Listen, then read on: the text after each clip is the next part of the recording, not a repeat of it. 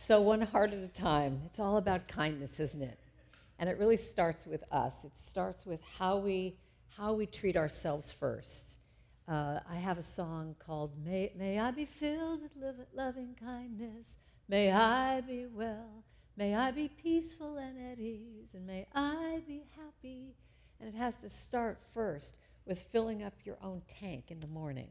And so I have a practice that I talk about whenever I lead any of my women's retreats, any workshop that I do. I talk about this all the time.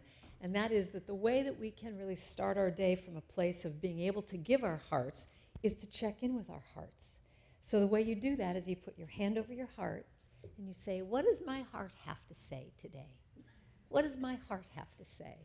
And you allow it to come up and be just, what does it have to say to you? And so I got this little idea from, I was in a little play in San Francisco, and we would tour all around the different Bay Area pediatric wards. And it was a little play with a puppet. It was a puppet show, and my character in this show was Dr. Heart. And I was filled with hearts. I had a big heart smock and heart earrings and heart hat and heart everything. And my job in this show was I would go up to all these little kids that were hooked up to all these IVs, and they just looked so sick. And I would go up with my little stethoscope, and I'd say, what does your heart have to say? What does your heart have to say? And these little lammy-poos would look up at me and go, oh, my heart is so sad because I just want to go out and play. Or my heart is sad because my parents are so worried. And I just got this idea about how if we allow ourselves to take the time to allow that to come up, I mean, I could feel the change in these children just by acknowledging to me. I mean, it wasn't their doctor, it wasn't their parents. They could really tell me what their heart was saying. And I think if we can take that time every morning to say, oh, my heart is saying that I don't really want to go to that meeting at 3 o'clock in the afternoon.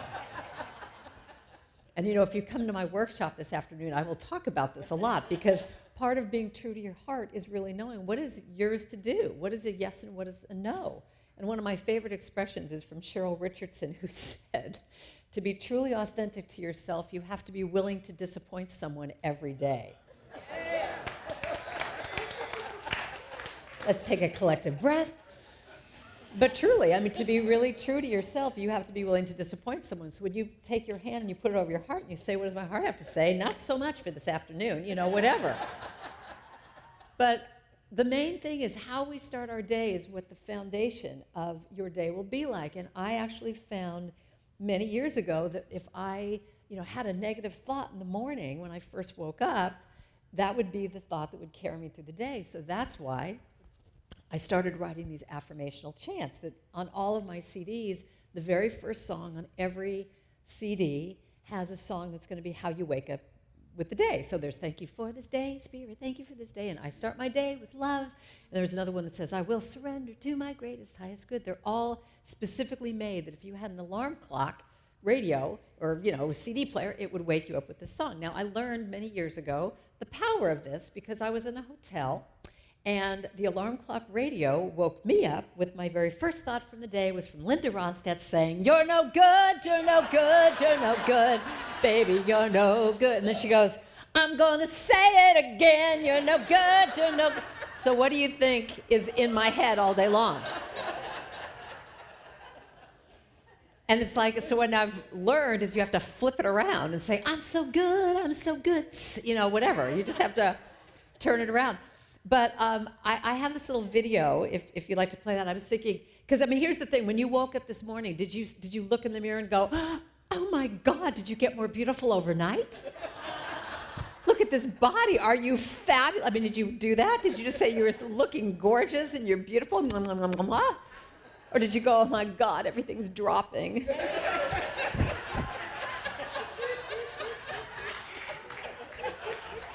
So, are you ready to play that? So here's an idea of how you could start your day. Look, I can be a sark.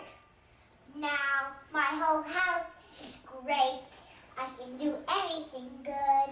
I like my school. I like anything. I like my dad. I like my cousins. I like my aunts. I like my Allisons. I like my moms. I like my sisters. I like my dad. I like my hair. I like my haircuts. I like my pajamas. I like my stuff. I like my rooms.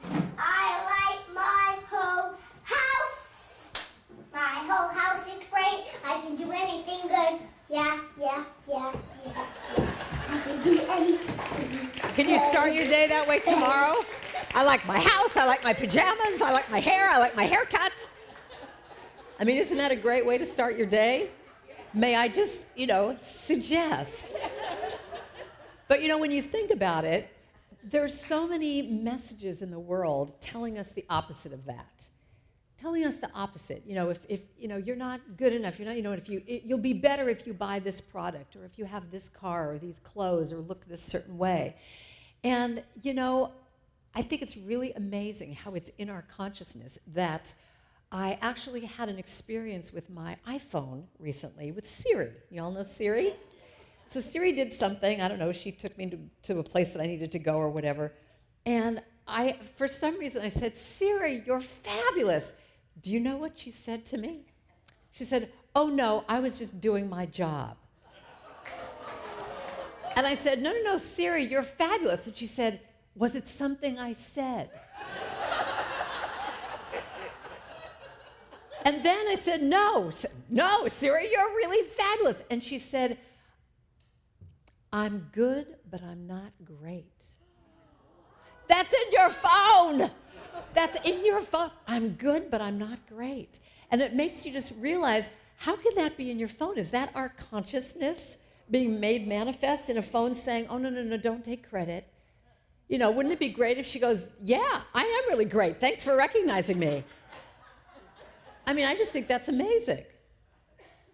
But one of the things that I have found is that for me to be fully in my heart and to give my heart, it starts with this practice. It starts with this practice because what this practice does is it makes me be present. It makes me be present. And that's what it's all about. Because when you're present, your eyes are open. Your field is bigger. You actually can really see what it is, how you can contribute to the world, how you can be that much more of an open heart and give your love. And isn't that really what we're all here for? In all my women's retreats, one of the most beautiful things that we do is after anybody says anything, we say, you are seen and you are heard. And that is the greatest gift we can give anybody, that you see them. I go very oftentimes to my personal church, Starbucks. And I find that when I go there, it's such an example of practicing this presence, because very oftentimes, the barista will give you, your coffee, and it's so common, you just go, thank you. But when you just take that extra second, I mean, it's really a millisecond that I'm talking about, that you actually see that person and you say, thank you. I mean, sometimes I'll say to the person, what's your story? Where do you, what do you want to do with your life? And they'll go, oh, you're like talking to me. What do I do with that? And, so sometimes I will just take that extra second and just say, thank you. And you'll see them kind of like wake up. But, I'm not talking about that over the line part of looking at someone where it's like, wow, the meanness in me sees the you-ness in you, and we're like really connected, and wow, I love you, because then they get all weird. It's like you just are taking the time to just say, I see you. And so I have this thing that I do when I'm on the road. I like to tithe in really small ways. So I'll bring $21 bills with me, and my goal is to have all those $1 bills be gone before I get home. And so it happened recently in Starbucks, where there was a woman who was fumbling with her money, and she had said, can I have a cup of coffee? And she's trying to find her money in her purse. And I said, oh, I'll buy your coffee. And this woman, she looks at me, and she goes, what do you mean? Why would you do that? And I said, well, this is kind of one of the things I like to do, And she goes, well, why don't you give it to someone who really needs it? I don't need it. And I wanted to say, there's a CSL church down the street you might want to check out, but I didn't say that. And so she's, and so we're going back and forth she's going, I don't need it. And I'm going, let me take it. And we're going back and forth. And finally I said, lady, it's a cup of coffee. Just take it. And she goes, fine, whatever. So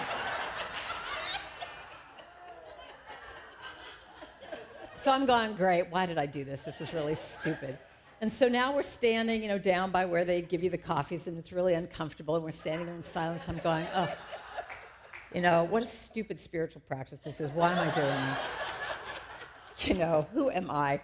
And All of a sudden, she turns to me, and her whole face is different. And she looks at me, and she says, you know, no one ever does this for me. No one ever does this for me. And I said, well, thank you. I really appreciate that you let me do this for you. And we stand there in silence again. And she goes, so is this one of those pay it forward kind of things? I go, whatever. But it's those little moments, you know, it's those moments that we reach out, that we go above our comfort zone. It's so much easier to just be in this little bubble of looking at your cell phone and, you know, having your energy be down. You know, one of the things that's so interesting for me is since I fly so much, I'm so aware of how nobody talks to each other anymore. You know, we all used to just hang out and wait for your flight, and you just kind of make conversation with someone. Now, and actually, I need to tell you, I do love my cell phone, but I found this, and I think it's really pretty appropriate. In the not too distant future, YouTube, Twitter, and Facebook will merge to form one giant, idiotic, supersized, time-wasting, non-productive, time-stealing, mind-numbing, do-not-need-to-know website called YouTwitFace.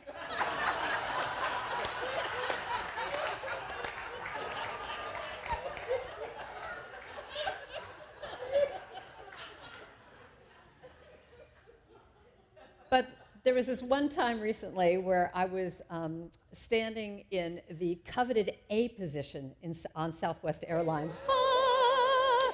God smiled on me that day and moved me up to the front. And everybody else is on their phones and their energy is all down doing this. And I, you know, one of my little things for the morning was, what does my heart have to say? I want to be present to everything that's happening around me today. And so I'm standing in that position. And I noticed this situation of a man bringing his elderly mother to the gate. And I could just tell I could just feel the energy of looking at his face. And the mother looked like she had a little dementia. And it looked to me, I could just assess that he was just bringing her to the gate and letting her go off on her own. And I've been in that situation. So my heart opened to what was happening. And I'm just observing this whole thing. And when he left her and he turned to walk away, he looked back at her. And somehow he must have felt my energy because we locked eyes. And I said, I'll look after her. You know, and he goes, oh, thank you. And you could see him just kind of soften. I just said, don't worry, I'll look after her. And so, you know, he leaves. And now we get to our destination. And I always want to call it a gangplank. It's the jetway. So, you know, I walk up the jetway. And she's standing at the top of it and looking confused, like, where do I go? What do I do? Because obviously the person who was meeting her couldn't come in through security. So no one was there to tell her where to go. So I came up to her and I said, hi, I'm Karen. I'll take you to the person who's, you know, picking you up. And she looked at me and she said, oh, Karen, you look fabulous. Have you lost weight?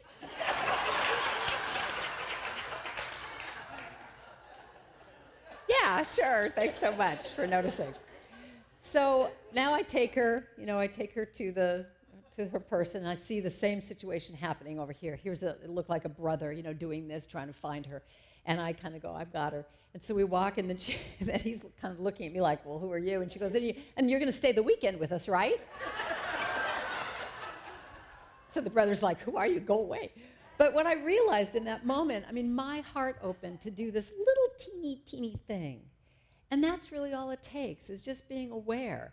You know, I just always laugh when I get on the plane now.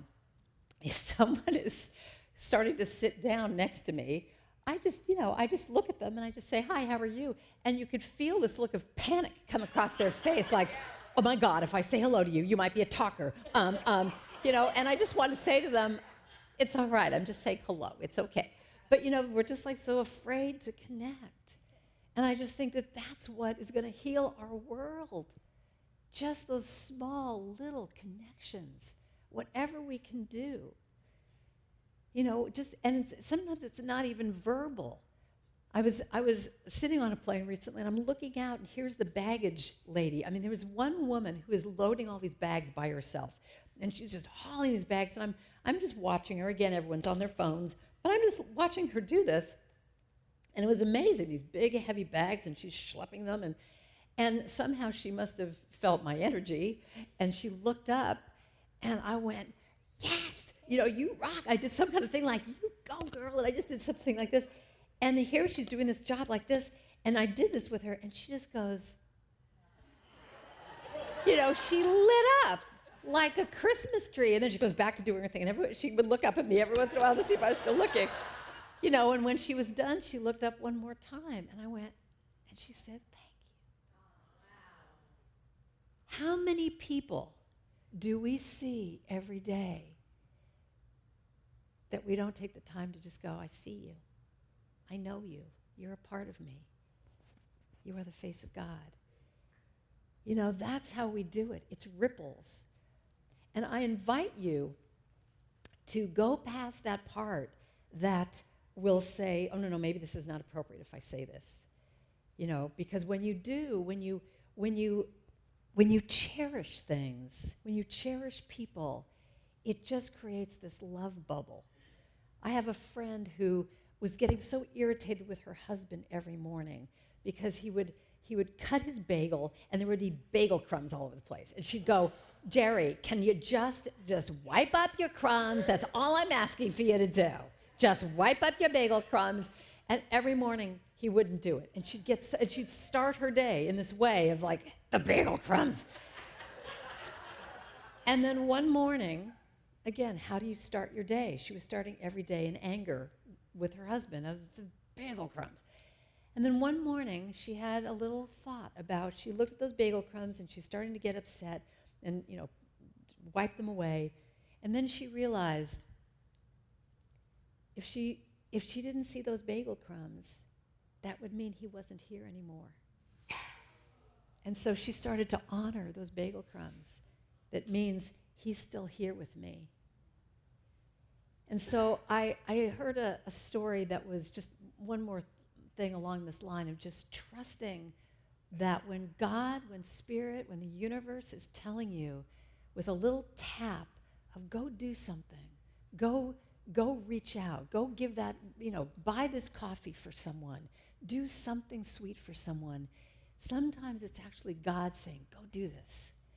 And so there was a story of a guy that was having lunch with his wife, and he's just having lunch, and he just noticed that right next to him, this elderly woman sat down, and she was really dressed up, and she had her pearls on, her lipstick was perfect, and her little gray hair was coiffed, and he just noticed her. And at that time, he had an idea that he wanted to say how pretty she looked. But just as he was about to say something, her family came, and everyone came, and they started having lunch, and he just let it go. But as he was leaving, as he got up to leave, she was still having lunch, he got up, he walked past her, and he looked at her one more time, and he started to walk past and had that idea of like, oh no, I might be intruding on this family. But something in him, maybe a little God tap, said, no, go say something. So he came back, and he bent down to where she was, and he said, I'm sorry, this is not what I normally do, and I hope I'm not interrupting, but for some reason, I just am really called to say to you today that you look really beautiful. And what you're wearing and how you're just put together, and you just look really beautiful. And he said, that's all I want to say, and thanks so much. And she said, no, wait. She said, I know you. And he said, oh, no, you don't know me. I just wanted to say hello. And she said, no, I know you. And she really looked at him, and she said, today is the 1-year anniversary of the day that my husband passed. And my family is here with me celebrating that I made it through a whole year. And that you saying that to me, that's exactly what my husband would have said to me. So he was changed, she was changed, and by sharing this story, hopefully you are changed in the sense that God gives us little teeny taps saying, go be sweet to someone. Because each of us is a gift. And when we share our hearts, we share that gift of who we are.